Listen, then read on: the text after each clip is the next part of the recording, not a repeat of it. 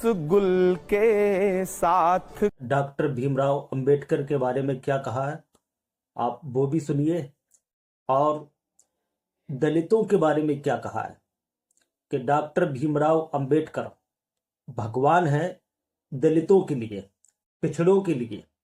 और संभल के अंदर मुसलमानों को यानी 5 मुसलमानों को शहीद कर दिया गया है, उसके बारे में इमरान प्रताप कड़ी ने क्या कहा है। प्यार की बड़ी इससे और मिसाल क्या होगी, हम नमाज पढ़ते हैं गंगा में वजू करके। स्वागत है, आइए। इमरान जी, हमारे 5 एडिटर्स यहाँ पर हैं। राजगोपालन जी हमारे साथ हैं, विनोद शर्मा जी हमारे साथ हैं, राशिद किदवई जी हमारे साथ हैं, राम गोपाल जी हमारे साथ हैं और राम कृपाल जी हमारे साथ हैं और कार्तिकेय शर्मा हमारे साथ हैं। आपका जोरदार स्वागत। और सबसे पहले तो मैं आपसे ये पूछना चाहूंगा कि जिन मंचों पर आप सुपरस्टार हो चुके थे, वहां बड़े बड़े शायर कहते थे और सलाह देते थे कि आप क्या मुझको नवाजेंगे जनाबे आली, सल्तनत तक मेरे इनाम में बिक जाती है। वो सियासत का इलाका है, उधर मत जाना, आबरू कूचाए बदनाम में बिक जाती है। गजल के मन से मना किया जाता है कि सियासत में मत जाना, और आप फिर भी आ गए। हाँ, ये मेरी हिम्मत थी और मुझे ऐसा लगता है कि इलाहाबाद विश्वविद्यालय की पढ़ाई जो है वो आपको वो तेवर सिखाती है कि आप समाज को अगर बदलना चाहते हैं तो हर उस फील्ड में जा कर के खुद को आजमाइए जहां से आपको लगता है कि समाज को कंट्रोल किया जा रहा है, देश को कंट्रोल किया जा रहा है। मुझे एक वक्त के बाद लगा कि मंच जब मंच ही कंट्रोल हो रहा है तो फिर वहां चलो जहां से मंच कंट्रोल हो रहा है, जहां से कलम को कंट्रोल किया जा रहा है। तो मैंने बुद्धिसेन शर्मा जी को कभी सुना था, उनका एक शेर था कि दिए बुझाती शोलों को भड़काती है, आंधी को भी दुनियादारी आती है, यार सियासत की गलियों में मत जाना, नागन अपने बच्चों को खा जाती है।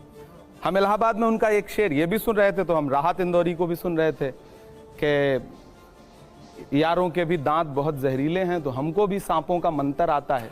तो हमने सोचा चलते हैं और मंतर आजमाते हैं, तो सियासत की दुनिया में आ गया। एक हमारे साथ एडिटर साहब हैं जिन्होंने इस फैमिली को कवर किया है, काफी सीनियर जर्नलिस्ट है। विनोद जी, आपका सवाल। फैमिली को नहीं, मैं उस पार्टी को कवर किया है। शो नहीं, मैं एक सवाल ये पूछना चाहता हूँ कि आपने कुछ नज्म लिखी है कोई राहुल गांधी पे या प्रियंका गांधी पे? नज्म मतलब मैंने 4 मिसरे लिखे हैं, मैं भारत जोड़ो यात्रा के दौरान मैंने नज्म लिखे। सवाल नहीं, मैं इल्तिजा कर रहा हूँ कि वो सुनाए, उसके बाद मैं अपना सवाल पूछूंगा। मैंने 4 मिसरे कहे थे। मैं तरन्नुम में सुनाऊं या तहत में सुनाऊं? तरन्नुम में सुनाओ। तरन्नुम में सुनाना है। खौफ नहीं जिसे मुरझाने का, मैं उस खड़ा हूं। मैं जो बात कह रहा था कि जो साहस है उनमें, खौफ नहीं जिसे मुरझाने का, मैं उस गुल के साथ खड़ा हूं। कैसा भी दौर आए लेकिन मैं राहुल के साथ खड़ा हूं। कल भी खुल के साथ खड़ा था, आज भी खुल के साथ खड़ा हूं। कैसा भी दौर आए लेकिन मैं राहुल के साथ खड़ा हूं। और बहुत महत्वपूर्ण बात यह, मैं इससे जुड़ा एक वाकया सुनाऊंगा। हम तमाम सांसद प्रोटेस्ट कर रहे थे, साल भर पहले की बात है, और हम एक साथ 70 से ज्यादा सांसद डिटेन किए गए। किंग्सवे कैंप थाने में हम सारे लोग रखे गए, उसमें राहुल जी भी बैठे थे। पहली बार राहुल जी ने आज तक कभी मुझे मंच पे नहीं सुना है, और मैं पूरे देश को बताना चाहता हूं कि राहुल जी ने इतनी मुलाकातों में मुझे सांसद बनाया, टिकट दिया, नेता बनाया, लेकिन कभी उन्होंने मुझसे ये नहीं पूछा कि इमरान तुम्हारे पिताजी क्या करते हैं, तुम्हारे पिता का नाम क्या है। ये बहुत बड़ी बात मैं कह रहा हूं। यहां जन्म कुंडली निकाली जाती है किसी को कुछ देने से पहले। तो पहली बार उन्होंने, हम सब बैठे थे, ये हुआ कि 4-5 घंटे यहां डिटेन रहना है तो कुछ सब अपनी प्रतिभा का प्रदर्शन करें। कोई गाना सुना रहा था, कोई कुछ सुना रहा था, तो मैंने 4 पंक्तियां उनको सुनाई। वो अपने हाथ से मोबाइल से रिकॉर्ड कर रहे थे। और साहस की बात यह है कि मैं राहुल को अपनी कविता में राहुल कह रहा हूं, राहुल जी नहीं कह रहा हूं, और वो उस कविता को सुन रहे हैं, सराह रहे हैं। यह खूबी है राहुल जी। विनोद जी, देखिए, पॉलिटिक्स से संबंध रखने वाले बहुत से शायर, बहुत से कवि हैं। अगर आप साहिर को सुने तो वो भी राजनीति की बात करते थे अपनी कविताओं में जी। हबीब जालुब तो हाँ, स्टेज से बोलते थे कांग्रेस की एक टाइम पे, इलेक्शन फ्रीडम स्ट्रगल की से पहले। और फैज साहब ने जो शायरी की है, जो लाइनें लिखी हैं, वो दुनिया भर उसको दोहराती है। वो एक रेबेलस शायर थे। आप में रेबेलन की भावना कितनी है? देखिए, मेरी बात सुनिए, जब आप किसी भी पॉलिटिक्स में, किसी भी पार्टी में चले जाते हैं तो एक परिधि में बंध जाते हैं। जैसे एक परिंदा होता है ना, एक शायर, वो परिंदा है, वो फिर उसको आपने एक पिंजरे में बंद कर दिया। आप पिंजरे का कर्तव्य निभा सकते हैं?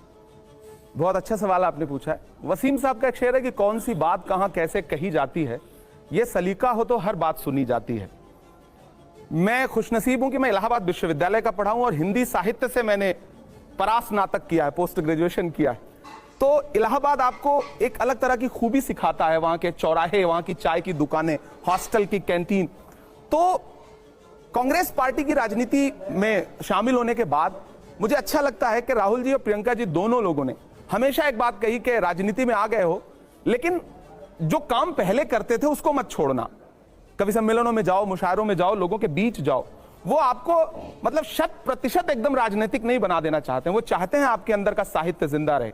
और मैं हमेशा से, आज भी मैं उसी तेवर के साथ कविताएं लिख रहा हूं, उसी तरह से पढ़ रहा हूं। जिन मुद्दों पे मैं पहले बोला करता था, सियासत और सत्ता की आंख से आंख मिला करके, मैं आंख से लड़ने निकला हूं, अंगारों से क्या डरना। मैं शायर हूं, एक शायर को सरकारों से क्या डरना। मैं लड़के बोल रहा हूं। और मैं आपसे भी गुजारिश करूंगा, जहां भी आपको लगे कि मेरी कलम में धार कम हो रही है, आप मुझे बताइएगा। आप हमारे बड़े हैं, बुजुर्ग हैं, कान पकड़िएगा और कहिएगा कि थोड़ी धार और लाओ, कुंद हो रही है। तो मैं आपसे वादा कर रहा हूं कि मैं आपके पाले में खड़ा मिलूंगा। आपका कर्तव्य है अपने नेताओं का कान पकड़ना भी। बहैसियत शायर, एक बड़े शायर, बड़े हिंदी के कवि होते थे, उन्होंने पंडित जी के मरने के बाद, पंडित जवाहरलाल नेहरू, इतना आइकॉनिक फिगर, उनके देहांत के बाद लाइनें लिखी थी। टिक टिक टिक टिक टिकर बोला, पंडित जी नहीं रहे, पर जब तक रहे प्रधानमंत्री रहे। बड़ा कटाक्ष है ये। आपका उस पर रिएक्शन? जिन्होंने कविता, आप जिन कवि का जिक्र कर रहे हैं, मैं उनके साहस को भी सलाम करूंगा। और कांग्रेस पार्टी और बाद के नेताओं की सहनशीलता और साहित्य के प्रति उनके सम्मान का भी शुक्रिया अदा करूंगा। आज आप लिख दें तो स्थिति यह है कि कहीं पत्रकार जेल भेजे जा रहे हैं, कहीं कलमकार जेल भेजे जा रहे हैं। उस समय लोग सुनते थे। नेहरू जी कवि सम्मेलनों में जाके बैठते थे और कवि सम्मेलन सुनते थे, सामने से अपने आलोचना की कविताएं सुनते थे, मुशायरा सुनते थे। मेरे 2 सवाल हैं आपसे इमरान जी। पहला सवाल यह है कि संभल का मसला बहुत गर्म है उत्तर प्रदेश में, तो उस पर आपकी पार्टी और आपका क्या कहना है? आपको लगता है कि मामला अदालत के बाहर निपटाया जाना चाहिए? और दूसरा सवाल है कि आपकी पार्टी, एक ज़माने में लोग कहते थे कि जात पे ना पात पे, इंदिरा जी की बात पे मोहर लगेगी हाथ पे, और अब ये राष्ट्रीय पार्टी जाति पे वोट मांग रही है। ये 2 सवाल मैं आपसे पूछ रहा हूँ। पहली बात तो ये कि कांग्रेस पार्टी जाति पे वोट नहीं मांग रही। आपका पहला सवाल है कि संभल के मुद्दे पे आपका क्या कहना। यहाँ तमाम युवा साथी बैठे हैं, हम किस धर्म से हैं, किस मजहब से हैं, इससे हट के एक बात मैं कहना चाहता हूं कि संभल के मुद्दे का हल कैसे होना चाहिए। इससे महत्वपूर्ण यह है कि वो जो 5 नौजवान मारे गए, उनके बारे में तो कोई बात ही नहीं कर रहा है। ऐसा नैरेटिव बना दिया गया कि चर्चा जो है ये हो रही है कि आज पुलिस प्रशासन ने ये बयान दिया, आज ये दिया। जिस दिन से वो 5 बच्चे, नौजवान बच्चे, न साजिश थी न कोई जंग का ऐलान लिखा था, बुझी आंखों में एक मासूम सा अरमान लिखा था, जिसे दंगाई कह के सीधे गोली मार दी तुमने, उसी मजदूर के सीने पे हिंदुस्तान लिखा था। मैं बहुत भावुक हूं।